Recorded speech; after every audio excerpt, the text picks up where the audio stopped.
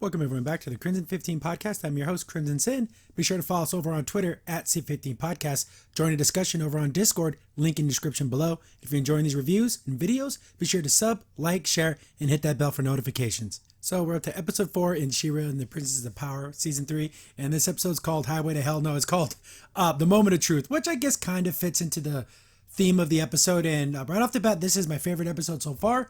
The first 3 episodes, a lot of stupid crap was happening with a little bit of good. This is an action episode with a lot of good and a little bit of stupid stuff. So there'll still be plenty of things that I just can't believe they wrote it this way. But overall, the story moves forward. Things happen. There's some drama. Ends like on a cliffhanger. Like, ooh, what's going to happen next? But yeah, I can recommend this without not too much hesitation. If you hate your parents, and you're going to love this episode. But we open up and we have like a Princess Alliance meeting. No one's talking because that's what you do at meetings when you're planning war strategies. No one talks. Bo and Glimmer just show up with they teleport in with Huntara. I'm assuming they literally just got back from the Crimson Way. So that's when she picked them up and ran away, and they've been teleporting closer and closer each time. We get to see Net and Toss again. They don't say or do anything. They kind of go, that's it. So isn't it so wonderful? We have an openly gay couple and they do and say nothing. Isn't that great? We get this really weird, of course, Mermista doesn't help because that's who she is. And look how awful this looks. Oh my, ugh. Some of the angles in this episode are really bad. So yeah, check that out. Ugh, moving on. They're happy they're back, but like no one even questions who the hell Huntara is. She's not in the room. Like, wow, giant purple lady. Who the hell are you? They're planning, but they're already planning like an attack or an operation. They never go into any details, but they can't really plan anything because Glimmer drops the bomb that, oh yeah, Dora got captured. We don't have the sword. And the Queen's everything revolves around having She-Ra. They can't even defend themselves without her. So they're like, what the hell? We got to do something about this. But Glimmer is being an idiot. She's just yelling and screaming and ranting and raving like a freaking chicken with their head cut off. And, well, we have to attack the fright zone. We have to save Adora. All these things are true, but stop acting like a complete idiot. Her mom, the Queen, is like, calm the hell down. Stop. You can't just make decisions like this. You got to come up with a plan. We have to do something with, some thought. She gets all pissed off. She even, she busts out her wings, check this out. There's no time to waste. Glimmer, slow down. We need to go to the fright zone now. You are not going anywhere until you explain. Oh, impressive wingspan. She basically, says, Glimmer, you're coming with me. We're going to have a talk, like a one-on-one talk. This is so inappropriate for Glimmer to just come in, throw all her weight around, no pun intended, and just like demand things of the war room. These are things that are going to get people killed. You're not coming out of this with no casualties. It is impossible to think that. So she just wanted to muster all the troops and just run at the fright zone. Again, how close are these damn places? They couldn't do an attack until like a couple days later. Like, how did they even get there? Anyways, all that minutia, they never even bother with any of that. We get to Entrapta and Hordak. The love that's been foreseen across the stars. It's I don't like this relationship at all. It's so weird. Hordak's like picking things up and moving it around. Is he moving it around because he needs to, or is he testing his strength? I don't know. But like, Entraptors are like, yeah, you did it. Like patting him on the back because like his one of his I guess the armor isn't perfect. His body still hurts. Entrapta's being super nice, but I'm getting a girlfriend wife feel out of this whole situation. Like, I can imagine Hordak comes home from hard day work. Oh man, babe, it was hard in the fright zone. Oh, don't worry. Let me patch up your armor and everything. It's just, I don't like this relationship. It's just weird. And this is a really funny thing. Everyone keeps saying, she's like 30. And then people are like, she's 21. If it was so easy to peg her age down, why can't we agree on this? Because from the outside, the way she acts, the fact that she's like 4 feet tall, she looks and acts like a teenage girl. But people want to say 30 because it makes them feel less like a pervert. Whatever. I don't care. I'm not discussing it anymore. I think it's disgusting. They're trying to, they're getting everything ready for the portal.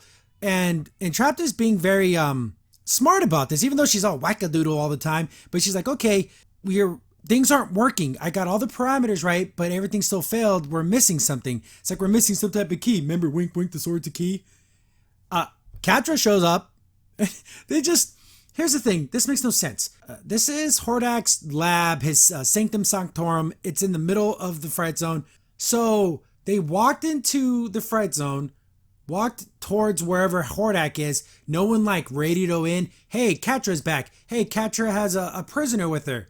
She just shows up at his front door. It makes no sense. But she has the sword and she has Adora and she's, here you go. This is the key to everything. It's first one's tech. It is the key to the planet. This is what you're gonna need to open your portal. And Entrapta's like, ooh, hi Catra, remember me? It's such a funny relationship because everything in the show is about everyone wanting everyone to like them. Catra's not happy because, Hordak doesn't respect her. Shadow Weaver didn't pick her. Oh, Hordak's mad at his clone daddy because he doesn't love him. And Entrapta's mad at her friends because they don't spend time with her. Oh my goodness, everyone just ship with everybody and then we'll have the show, everyone will be happy. And Entrapta gets the sword and she's like, oh yeah, that does make sense. It's first one's tech.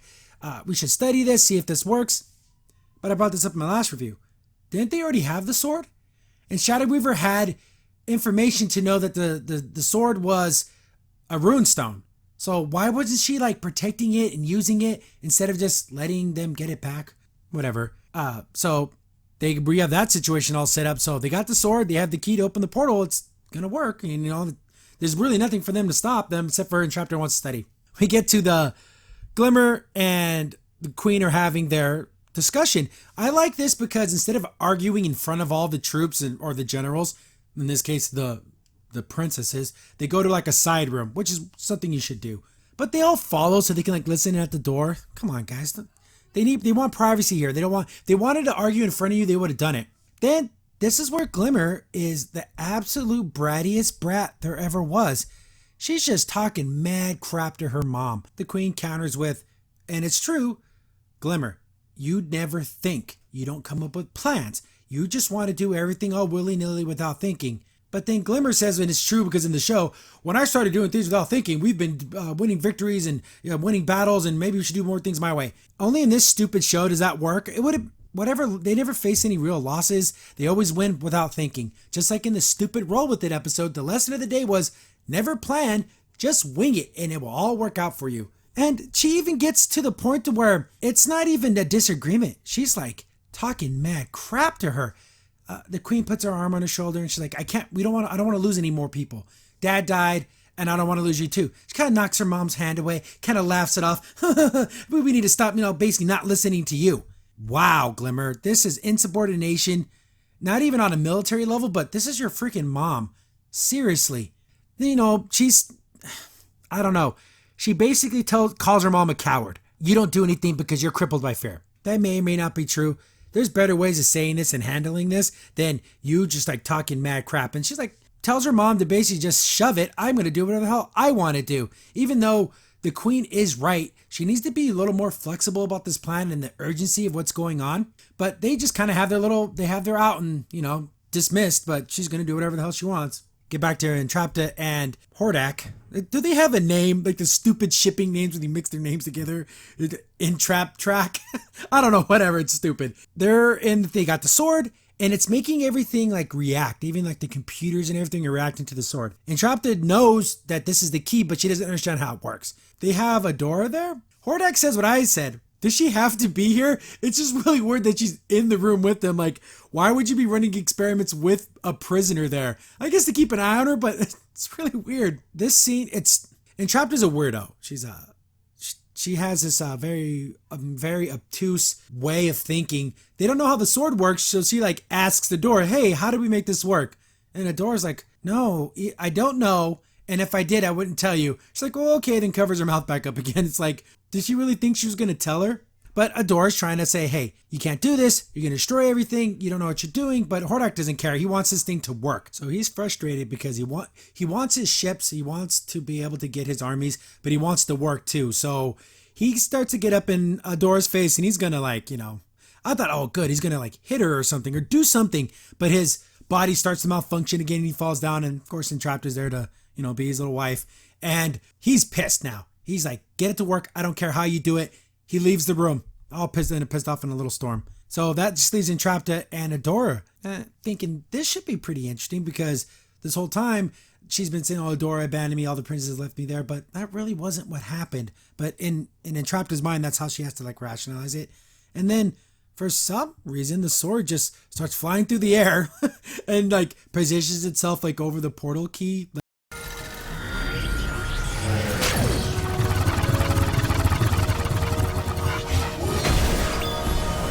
Like thing. Like, why would it do that? Why did they even have this, like, it's like a pillar? Why is that even there? For some unknown power source that they were going to get their hands on? Whatever. This is the bad stuff. Everything with Glimmer's bad. Except for when she talks Shadow Weaver later on. But she does what she always does. I'm going to go behind my mom's back, talk to Shadow Weaver, because she knows more about the Horde and how to get there and how to defeat them and stuff. Bo is the rational person saying, this is a bad idea. We should really, not do this on our own. But Glimmer is, I don't listen to my mom because I hate my parents. The message of She-Ra is, F your parents, they're stupid, do whatever the hell you want. They teleport in there, and they don't have any guards inside the room because this hasn't happened before, but whatever. Shadow Weaver's reading some book, probably Cat Fancy or something. She's like, oh, I thought you'd be here earlier. And she's just so flippant and everything. She's saying, hey, if he gets that portal going because they have a door, they have the sword, we're screwed. He gets it open. I'm wondering if she knows the portal's going to like blow up the planet, or the fact that if he brings all his soldiers through the portal, then they're all screwed anyways. Either way, a lot of people are dying.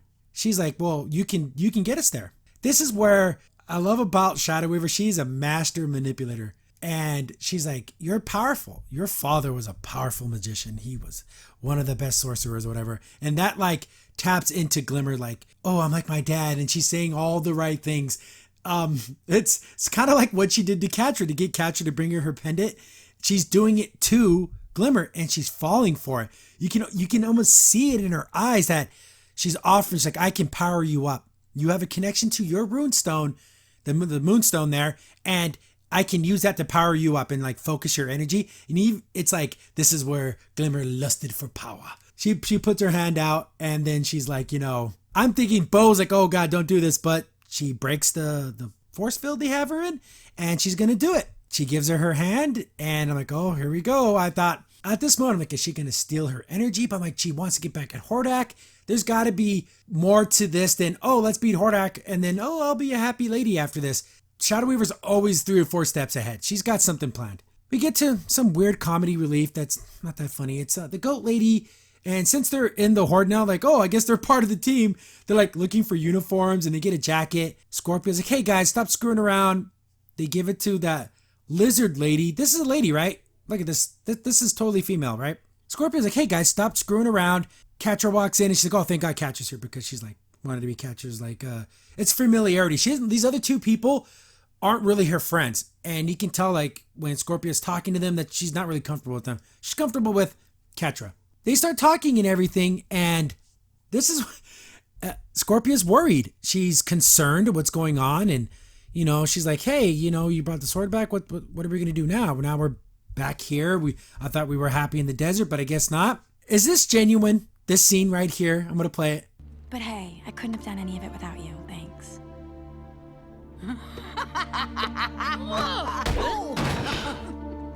Okay, was Catra being nice because her voice was a little different?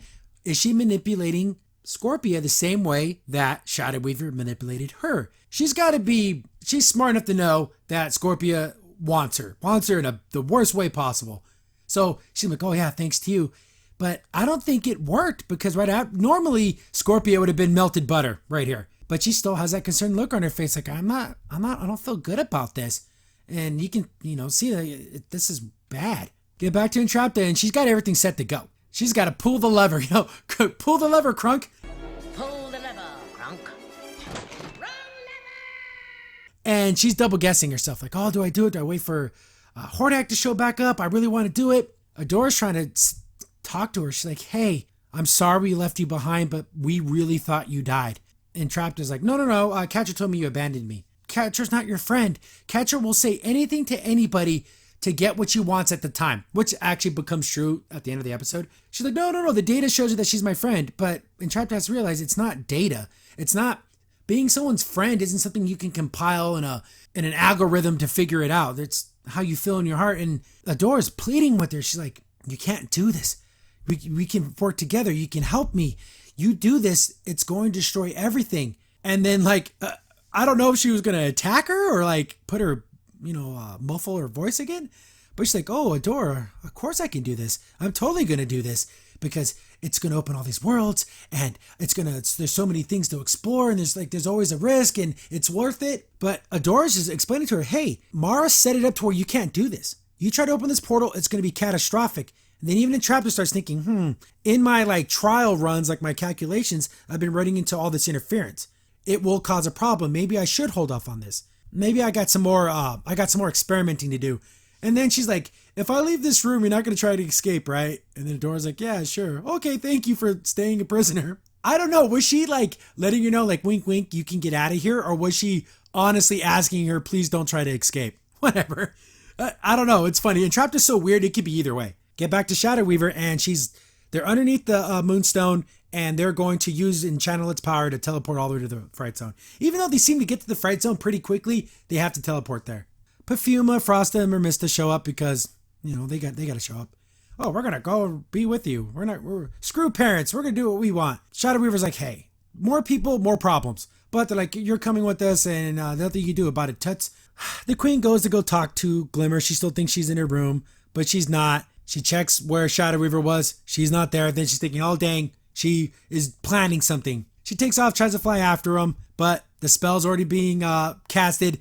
She puts her hand out. Goes for the evil handshake of friendship. Come on, boys. Won't you shake a poor sinner's hand?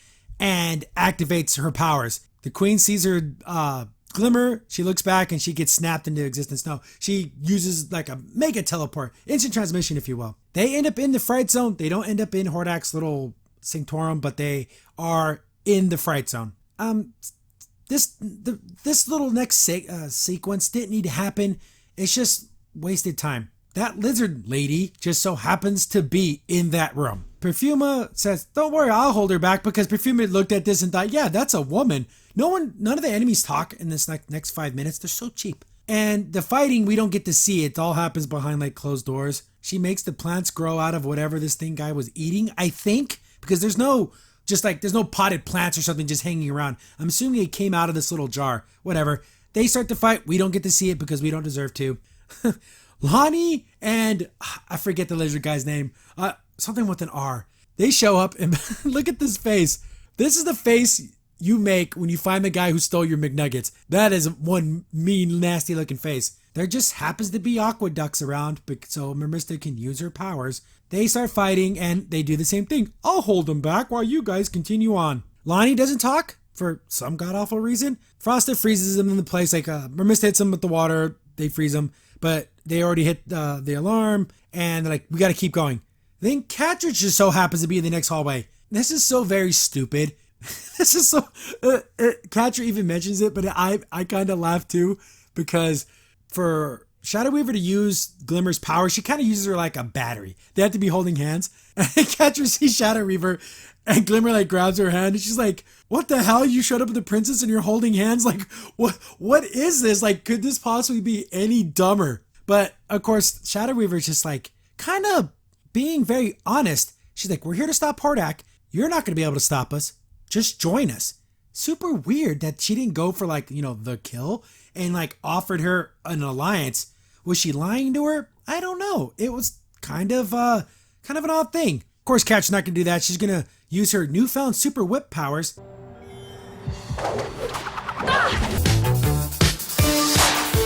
And, she whips it. Bo shoots the whip with an arrow. That is some hardcore accuracy, like ridiculous. This little fight keeps going on. She catches one of the arrows and throws it back at Bo, and it's like one of his goop arrows. Glimmer starts giving some of her power to Shadow Weaver, start teleporting around. This is a big waste of time. They just keep bloom, keep going all over the place. Why don't you attack somebody? Remember when she fought Scorpia in season 2 and she was teleporting and kicking and hitting her and doing all these moves? Why isn't she doing that here? Anyways, Catra is starting to like catch onto the pattern, even though there wouldn't be a pattern.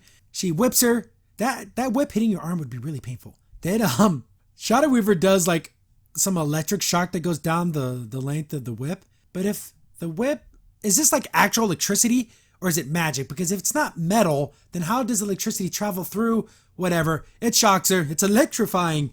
knocks her to the ground, and then, Shadow Reaver kind of gives her more, kind of like, hey, stop this fighting. If you don't stop fighting, I'm going to have to, destroy you. She's like, I'm going to destroy Hordak. Don't make me destroy you. Very Darth Vader-y. She picks Catra up in some, dark mist, and Catra kind of has that little breakdown. She's like, you betrayed me. You left me to a door. You come back with princesses. You're fighting against me. You did everything just to hurt me. I think that's a byproduct of what happened. But Shadow Reaver, instead of trying to say something to get her on her side, she's more like, hey, you don't do this, you're going to get it. And of course, Catra wants nothing to do with it. She's all pissed off and things. And then we got starting to crush her. You go squish now. Stupid bug!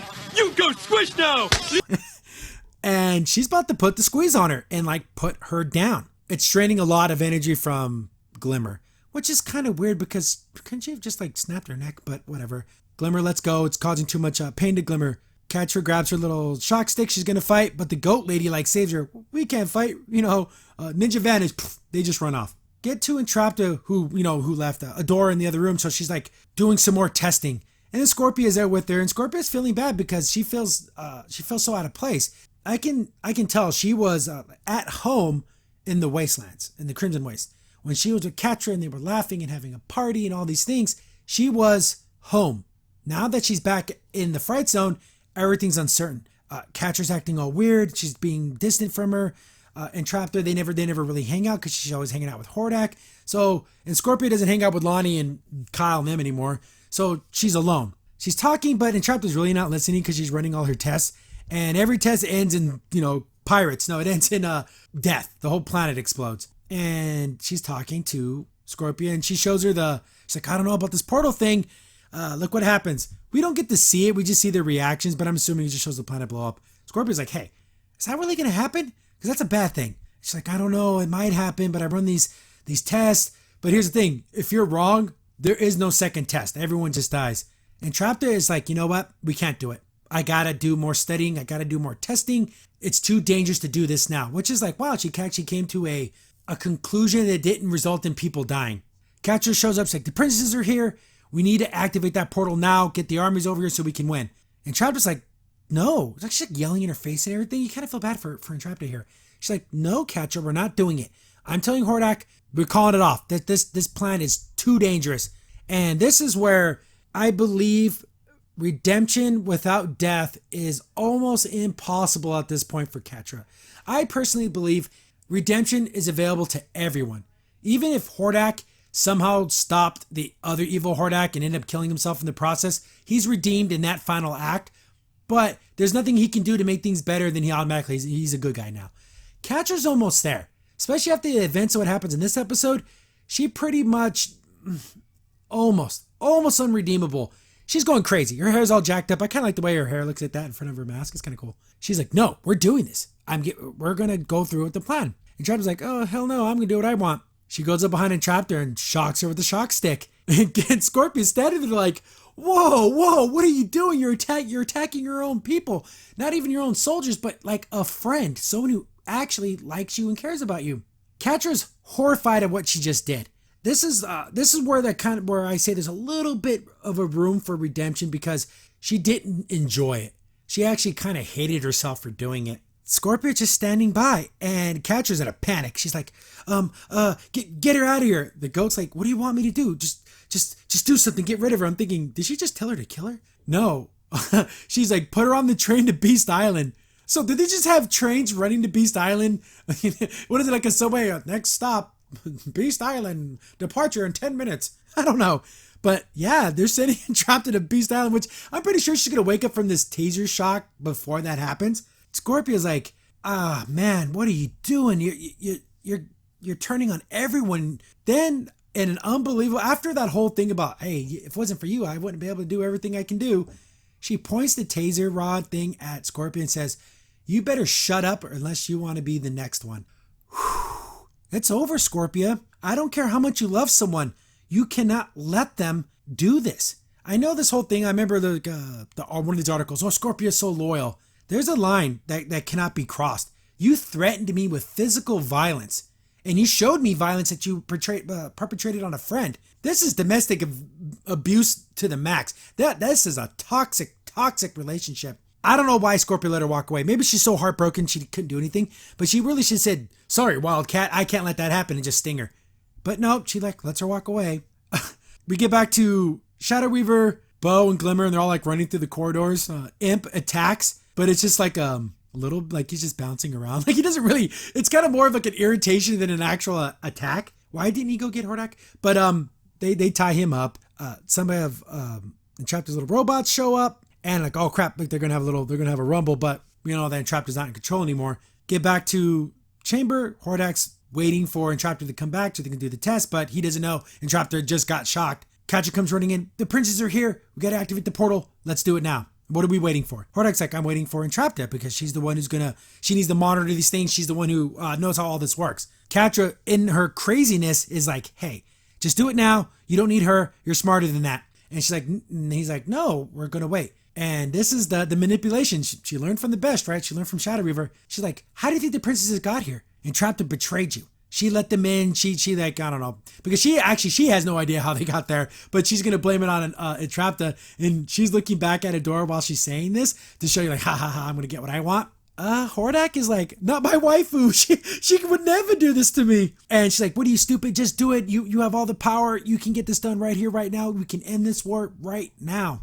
He's about to pull the lever, but Bo, Glimmer, and Shadow Weaver show up. They start a little battle. I thought, okay, we're gonna get a really cool fight because we've never really seen Hordak fight. And it's as interesting as the Hulk picking up a pillar and throwing it at them. Stupid. I kind of wanted Hordak to have some type of battle combat mode. I don't know. I wanted something more dynamic. Wonder Twin powers activate. They start holding hands. Shadow Weaver and Glimmer together pick up that pole and throw it aside. Why didn't they throw it at him? But they throw it aside and cause a big old explosion. Things are all getting all screwed up. And we see Adora and Catra. Adora's pleading with Catra. Don't do this. You do this, it's all over. We're going to lose everything. It's not the fact that portal's going to open and soldiers are going to be, no, the world's going to end. It's going to rip realities apart because it's a multiverse thing. So dumb. This is where, if I was Adora, you got to do everything. You got to say and do whatever it takes. Would it have helped? I don't know. But I'd have been like, Catra, you can't do this because I love you. I know I didn't choose you in the past, but I can't let you do this because you're going to die. And out of anything in this world, I wouldn't want you to die. I don't want a world without you. Would it have worked? Maybe. But she does nothing. She kind of just oh no, don't do it. And she pulls the lever and it activates. The sword starts to glow and poof, nothing. End of episode. Pretty cool cliffhanger. Everything, I like most of this. Everything Glimmer does is stupid.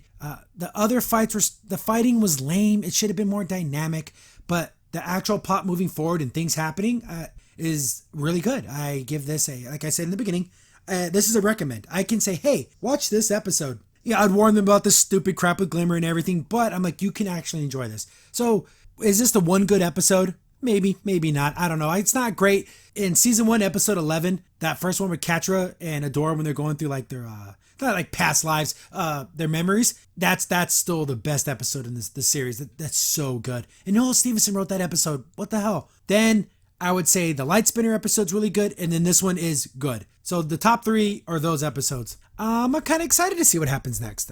It leaves you on that cliffhanger. I feel bad for Entrapta because she actually started coming to realization that, hey, even for the advancements of science, it is not worth destroying the planet. She was willing to sacrifice lives, but it would kill her too. And now that she's kind of having feelings for Hordak, maybe she doesn't want him to die either. So making those connections with people is probably helping her getting away from that whole everything science and that's all I care about is robots and science. She's actually starting to care about someone, even though I think it's creepy and weird. Care about life. Scorpia, you gotta do something with your girl. I don't care how much you love her. You cannot let someone do this. You gotta stop her. She has to be the one to stop her. She could have, but she didn't. Idiot. But everyone said episode 4 was the good one, and they were kind of right. 2 more to go, 5 and 6. I've seen the spoiler. I haven't read and seen spoilers, but people post fan art and everything. So there's a Catra who's half black, and so something happens with multiverse craziness. I don't know if I'm gonna like that or not, but yeah, stay tuned. If you're gonna watch one episode this season, I guess this is the one, and stay tuned for the next one. Crimson Sin here. Thanks for watching the video. If you're enjoying the content, be sure to sub, like, share, and hit the bell for notifications so you don't miss a single upload. If you have any tips or story ideas, hit us up on Twitter at C15 Podcast, or better yet, join our Discord server, link in the description below.